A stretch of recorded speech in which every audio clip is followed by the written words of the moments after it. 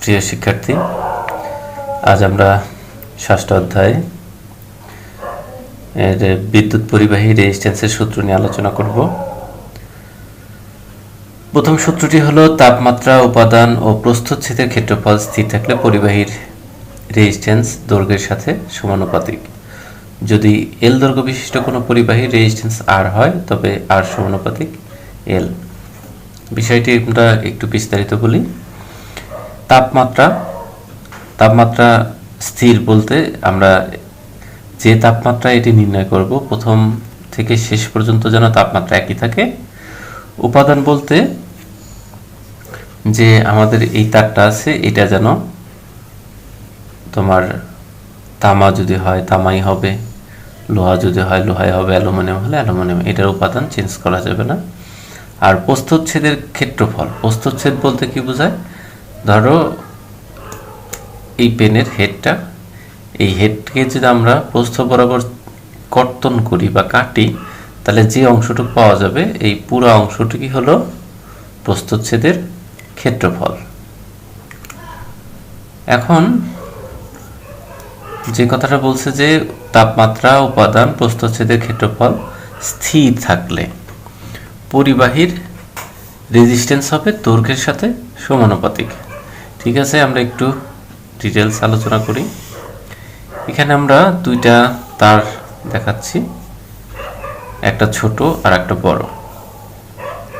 এখানে কোন তারের রেজিস্ট্যান্স বেশি হবে, অর্থাৎ বাধা হবে কার বেশি? অবশ্যই বড় তারের রেজিস্ট্যান্সটা বেশি হবে। তাহলে আমরা দেখতেছি যে দৈর্ঘ্য যদি বড় হয় রেজিস্ট্যান্সও বেশি হবে।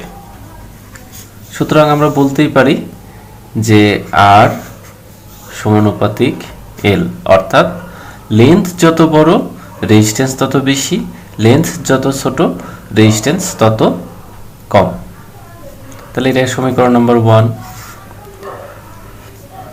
এরপর দ্বিতীয় সূত্র বলতেছে তাপমাত্রা, উপাদান ও দৈর্ঘ্য স্থির থাকলে পরিবাহীর রেজিস্ট্যান্স প্রস্থচ্ছেদের ক্ষেত্রফলের সাথে উল্টানুপাতিক।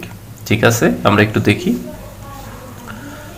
ধরো এই একটি তারের প্রস্থচ্ছেদের ক্ষেত্রফল আর একটা আছে বড়। এখানে কোনটির মধ্যে দিয়ে কারেন্ট প্রবাহিত হবে বেশি, ছোটটাতে না বড়টাতে? অবশ্যই বড়টাতে কারেন্ট প্রবাহিত হবে বেশি। তাহলে যেটাতে কারেন্ট প্রবাহিত বেশি হয় তার মানে সেখানে বাধার পরিমাণ কম। তাহলে আমরা আর ছোটটাতে বাধার পরিমাণ বেশি, তাই কারেন্ট প্রবাহিত হবে কম। এখানে তাহলে আমরা দেখতে পাচ্ছি যদি ক্ষেত্রফল এটা যদি বড় হয় তাহলে বাধার পরিমাণ কম, আর ইকুয়াল টু কম, বাধার পরিমাণ কম। এখানে ক্ষেত্রফল ছোট আর বাধার পরিমাণ বেশি। আগের বেলায় আমরা দেখছিলাম যে লেন্থ যত বড় বাধা তত বেশি। এবার কিন্তু তার উল্টা, যে প্রস্থচ্ছেদের ক্ষেত্রফল যত ছোট বাধা তত বড়, আর প্রস্থচ্ছেদের ক্ষেত্রফল যত বড় হবে বাধা তত কম হবে। সুতরাং আমরা বলতেই পারি আর উল্টানুপাতিক এ। সমীকরণ নাম্বার 2। খেয়াল করে দেখো 1 এবং 2 এই সমীকরণের বাম পাশে দুটাই আর আছে। সুতরাং আমরা এখান থেকে বলতে পারি আর সমানুপাতিক এল ডিভাইডেড বাই এ। এখন সমীকরণ সমানুপাতিক থেকে যদি আমরা সমান সমান করতে চাই সেক্ষেত্রে আমরা কি করতে পারি? আর সমান সমান যে কোনো একটি ধ্রুব সংখ্যা দ্বারা গুণ করে সেটাকে সমান সমানে নিয়ে আসতে পারি। তাহলে আর সমান সমান রো এল ডিভাইডেড বাই এ। এখানে রোটাকে বলা হচ্ছে আপেক্ষিক রেজিস্ট্যান্স। আপেক্ষিক রেজিস্ট্যান্সের যদি আমরা সংজ্ঞা বলি তাহলে আমরা বলতে পারি যে একক দৈর্ঘ্য, একক প্রস্থ এবং একক উচ্চতা বিশিষ্ট কোনো একটি ঘনকের দুই বিপরীত তলের মধ্যবর্তী যে রেজিস্ট্যান্স সেটাকেই বলা হচ্ছে আপেক্ষিক রেজিস্ট্যান্স। অর্থাৎ এখানে দৈর্ঘ্য যদি একক হয়, তারপরে প্রস্থ যদি একক হয়, উচ্চতা যদি একক হয়, তাহলে আমরা উপরের তল এবং নিচের তলের মাঝখানে যে রেজিস্ট্যান্স অথবা বাম পাশের তল এবং ডান পাশের তলের মাঝখানের যে রেজিস্ট্যান্স, এই দুটার মাঝখানের যে রেজিস্ট্যান্স সেটাই হচ্ছে আপেক্ষিক রেজিস্ট্যান্স। অর্থাৎ আবার যদি আমরা এখানে অনেক সময় প্রশ্ন আসে যে প্রমাণ করো rho equal to R A divided by L, সেক্ষেত্রে আমরা কি করব? এখানে খেয়াল করে দেখো, আমরা এই যে পর্যন্ত করছি আর সমান সমান রো এল ডিভাইডেড বাই এ, তাহলে এখান থেকে আর একটা লাইন করে নিব, রো ইকাল টু, এটাকে যে উপরে যাবে তাহলে আর এ, এলটা আসবে নিচে এল। তাহলে প্রমাণ হয়ে গেল যে rho equal to R A divided by L. অনেক সময় তোমরা রো এর একক নির্ণয় করতে ভুল করো।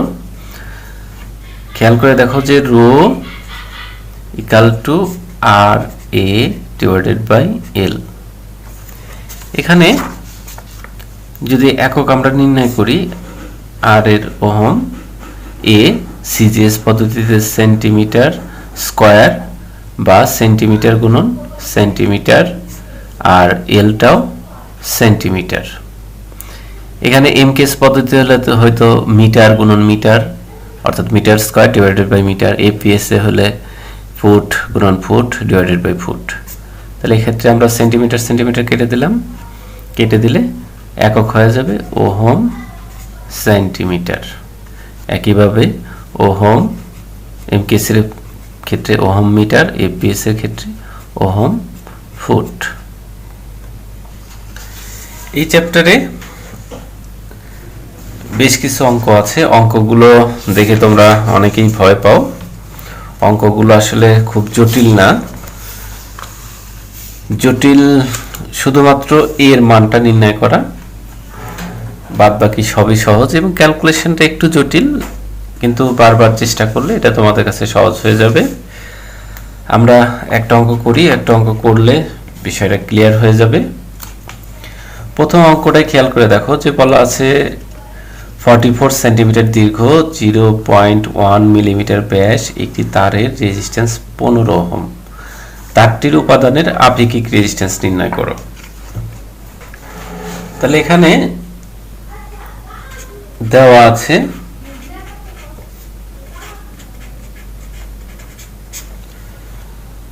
আছে এল ইকাল টু 44 সেন্টিমিটার, তারপর দেওয়া আছে ব্যাস ডি ইকাল টু 0.12 মিলিমিটার।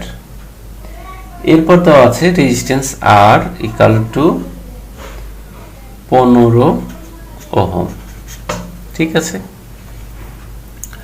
আমরা একটু আগে যে সূত্রটা নির্ণয় করছি সেখানে দেওয়া ছিল rho equal to R A divided by এল।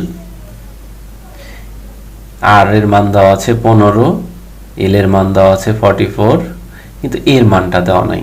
এর মানের পরিবর্তে দেওয়া আছে ডি এর মান, তাও আবার এল আছে সেন্টিমিটার, ডি আছে মিলিমিটার। আমরা আগেই বলেছি যে যে কোনো একটা ফর্মে নিয়ে আসতে হবে, হয় সিজিএস অথবা এমকেএস অথবা এফপিএস। এই ক্ষেত্রে আমরা যেহেতু এলটা সেন্টিমিটার আছে, ডিটা মিলিমিটার আছে, সেটাকে আমরা সেন্টিমিটারে কনভার্ট করে নেব। তাহলে দেওয়া আছে ডি সমান সমান 0.12 millimetre.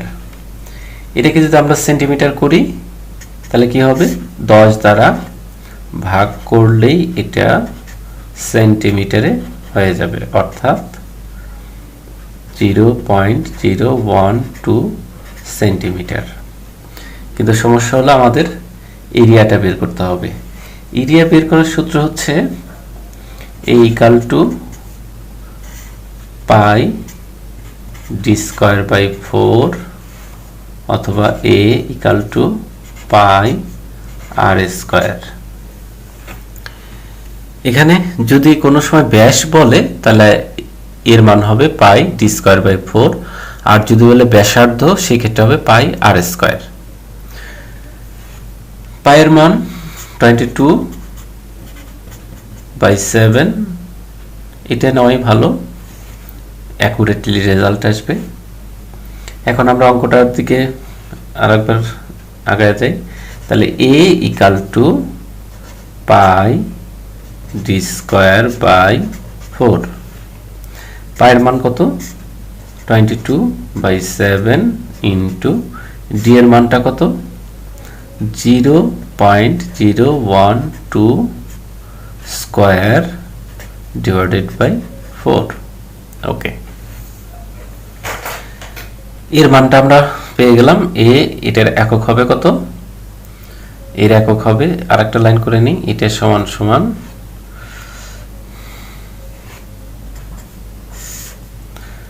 22 into 0.012 square divided by 4×7 = 28 centimetre square, যেহেতু এরিয়া। এখন আমরা জানি rho = R divided by L. তাহলে রো সমান সমান আমরা জানি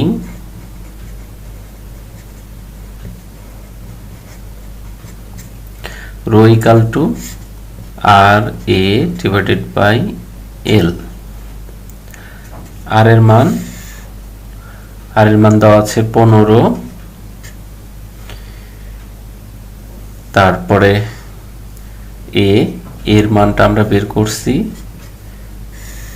22 ইন্টু 0.012 স্কয়ার ডিভাইডেড বাই 28, আর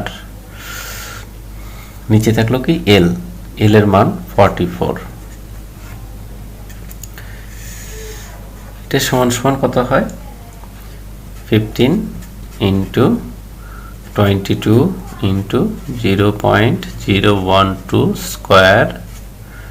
তোমরা যদি স্কয়ার না লেখো তাহলে কি করবে? স্কয়ারটা না লিখে 0.012 দুইবার লিখবা, দুইবার লেখা মানে স্কয়ার, ডিভাইডেড বাই 44 ইন্টু 28। 28টা নিচে চলে আসলো, তাহলে 44 ইন্টু 28। এখন আমরা ক্যালকুলেশন করি।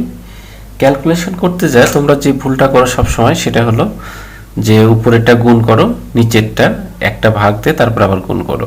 এভাবে করার দরকার নেই, উপরের অংশটুকু একবার বের করবা, নিচের অংশটুকু একবার বের করবা। যেমন ধরো